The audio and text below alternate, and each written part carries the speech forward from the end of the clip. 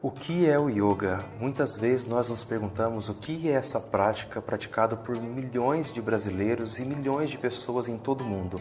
Então fica aqui comigo que eu vou dar uma dica para você do que é o yoga.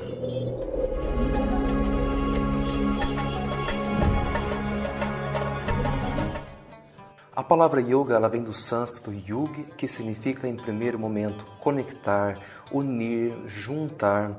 A palavra yoga, se nós formos olhar nos textos védicos Rig Veda e Atharva Veda, nós vamos perceber que o yoga não tem essa conotação que nós temos nos dias atuais. Naquele contexto histórico, a palavra yoga era utilizada para conectar a carruagem à pessoa que estava lidando a carruagem. E posteriormente a palavra yoga foi se desenvolvendo para o sentido que nós temos nos dias atuais. A palavra yoga ela é utilizada para designar todas as práticas espirituais, físicas, psicológicas e emocionais.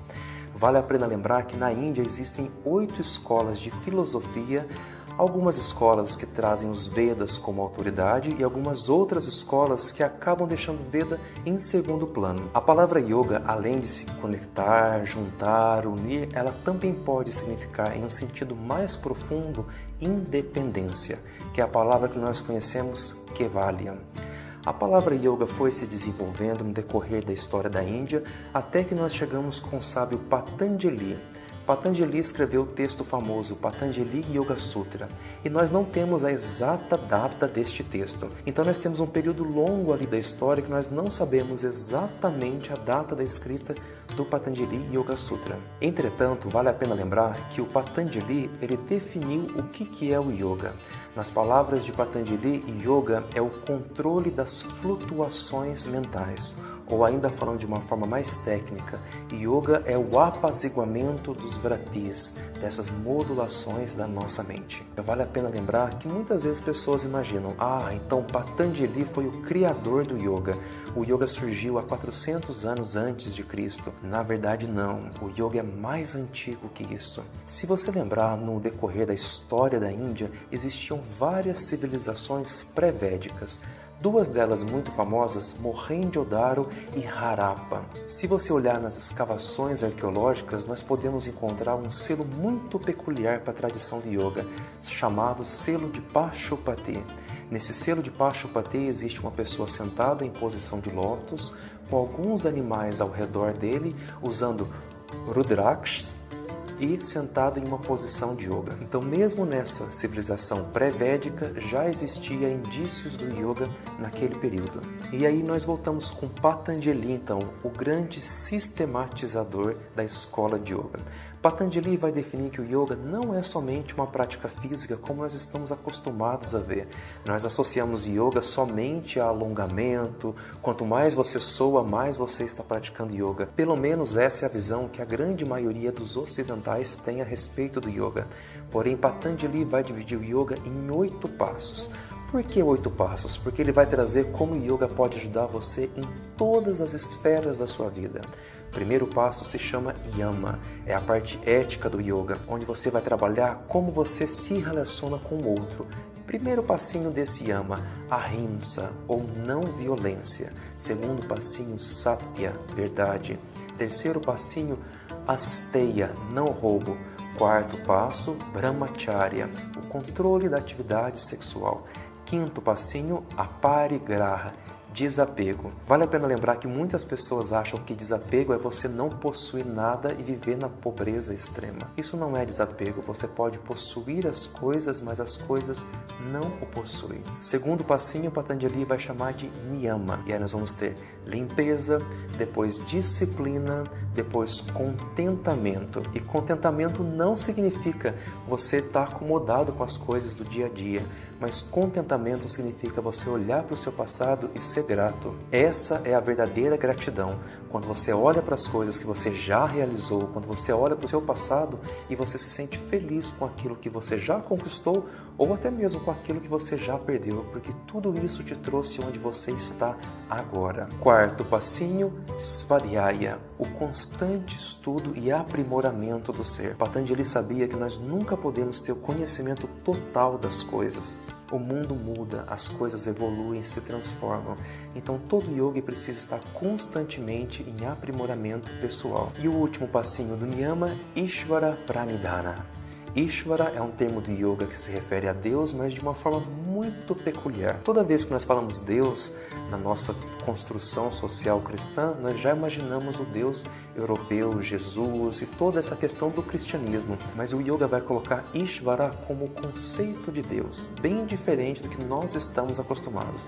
Mas não se preocupa, nós ainda teremos um vídeo que nós vamos conversar em detalhes o que é esse Ishvara dentro da filosofia do yoga. Mas por enquanto, pense que Ishvara Pranidhana é essa nossa rendição ao universo, essa rendição ao acaso, à natureza ou ao conceito de Deus. Terceiro passinho que o Patanjali vai denominar são os asanas, as posturas físicas, aquela parte que nós estamos mais acostumados a ver no dia a dia, na internet ou nas redes sociais. Quarto passinho, pranayama. É o controle da nossa respiração, o controle do prana, Ida, Pingala, Sushumna. Você já deve ter ouvido com certeza a teoria dos chakras e da energia que flui pelo corpo.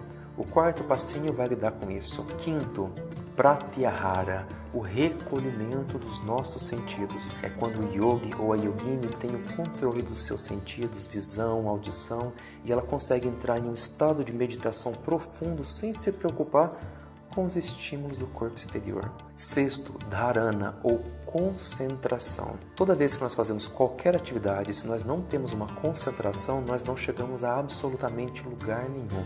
Então a concentração dharana é fundamental para o caminho do yoga. Sétimo, dhyana ou meditação. Eu sei que nos dias atuais nós achamos que fechar os olhos, ficar respirando e pensando para o universo, isso significa meditação. Na verdade, muitas pessoas estão fazendo um relaxamento ao invés da meditação. Mas também não se preocupe, nós teremos ainda uma longa conversa pela frente sobre o que é a meditação na visão do yoga e como eu posso te dar algumas dicas úteis para melhorar a sua meditação no dia a dia. E finalmente, nosso último passinho, samadhi, que são os altos estados de consciência. O que muitas pessoas vão traduzir como êxtase, eu gosto muito de traduzir como êxtase.